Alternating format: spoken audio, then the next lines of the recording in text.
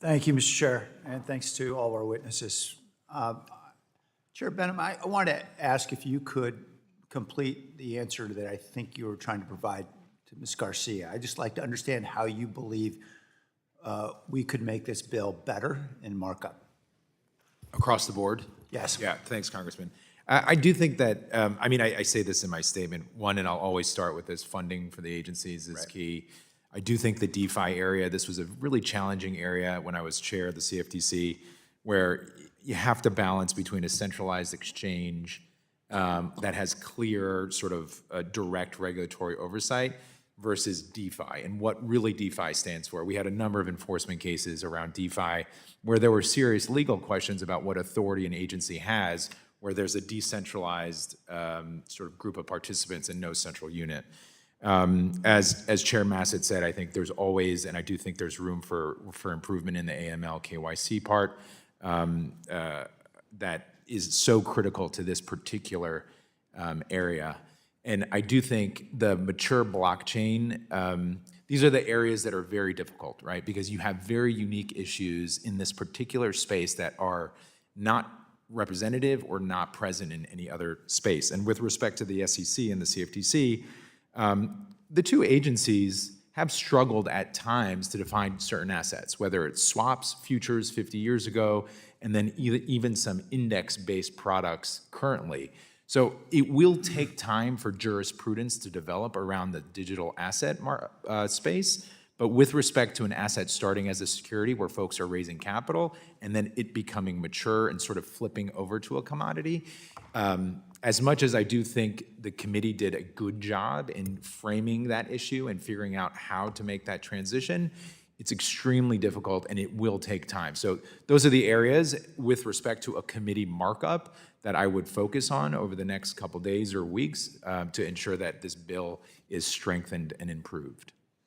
This may relate to the DeFi issue you raised, but I just want to go a little further into scope because I think both you and Mr. Massad have identified the fundamental core challenge we're trying to solve with this legislation, which is an enormous regulatory gap.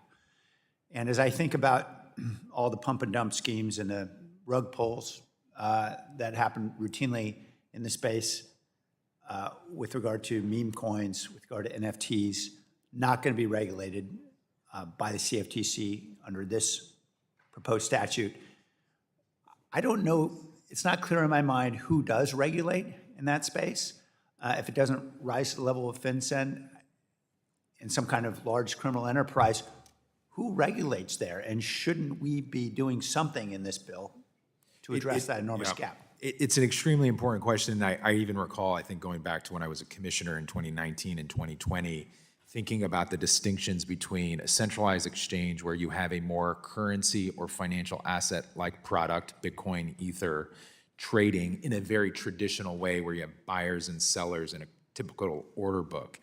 These collectibles are in fact that in many respects. And I think Chairman Massad pointed out, it's a little bit of a gray line, I'm paraphrasing a bit, because in some respects, I think about it in the context of contract law and maybe perhaps like the Federal Trade Commission about what relationships we're having between people committing fraud around the value of an asset. So it's more of a bilateral counterparty relationship as opposed to what we view collectively as what a market looks like and having bids and offers and a continuous order book.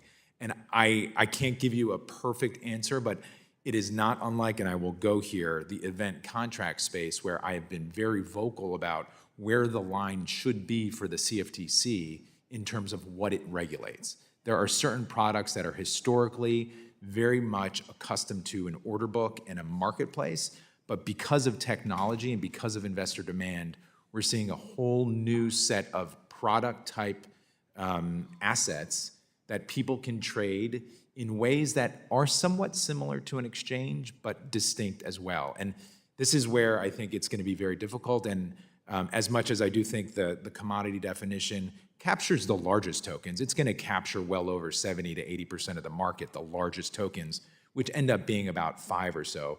But I do think Chairman Massad is right. If you look at a Coinbase or some of the other large exchanges, they're listing dozens and dozens of tokens, which don't have a lot of value, the vast majority of them. don't trade very often and don't have too much liquidity or volume. And I think those are the areas where it could slip through cracks.